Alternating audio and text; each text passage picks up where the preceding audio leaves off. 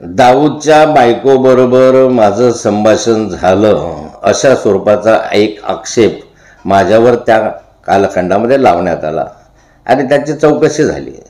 चौकशीमधून त्यामध्ये तथ्य नाही असंही समोर आलं.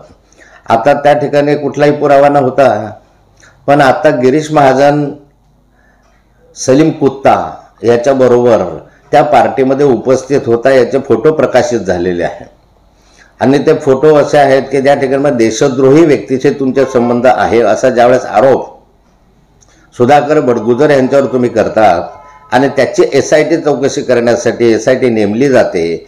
त्या SITमध्ये गिरीश महाजन आणि त्या संदर्भामध्ये जे कोणी असतील त्यांची चौकशी झाली पाहिजे.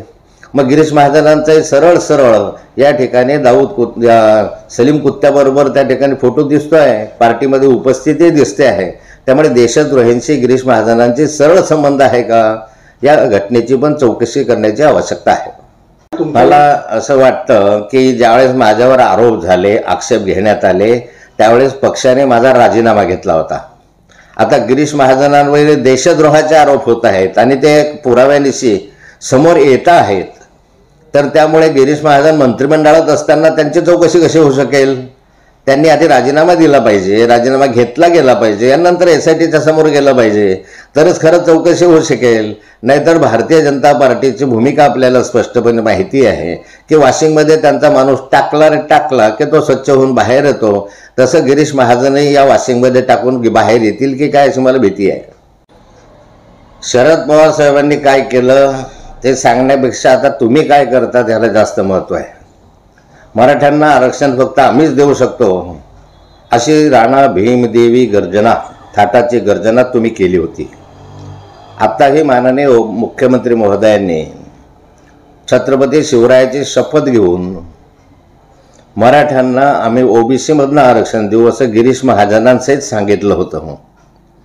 मग आता ते बाकीच्या याच्यावर टोलवाटोलवीपेक्षा तुम्ही काय दिवे पाडता आहे, काय दिवे लावता आहात ते महाराष्ट्राला समजलं पाहिजे. आता त्याविषयी वादांमध्ये जाता तुम्ही काय करता आहात त्याच्यावर जबाबदारी झटकल्यापेक्षा माझं म्हणणं आहे की जरांगे पाटलांनी या ठिकाणी असं सांगितलेलं आहे की तुम्ही जर 17 डिसेंबरपर्यंत याबाबत काही योग्य निर्णय घेतला नाही OBCतनं आरक्षण देण्याच्या संदर्भामध्ये, तर मला माझ्याजवळ असलेलं गिरीश महाजनांनी दिलेलं रेकॉर्डिंग की आम्ही OBC मधनं तुम्हाला आरक्षण देऊ हे मला व्हायरल करावं लागेल असं म्हटलेलं आहे. मला असं वाटतं की जरांगे पाटलांनीही अधिक वेळ न घालता नेमकं माननीय मुख्यमंत्र्यांचा संदेश घेऊन गिरीश महाजनांनी तुमच्यासमोर काय बोलणं केलं हे महाराष्ट्रातील जनतेला समजलं पाहिजे.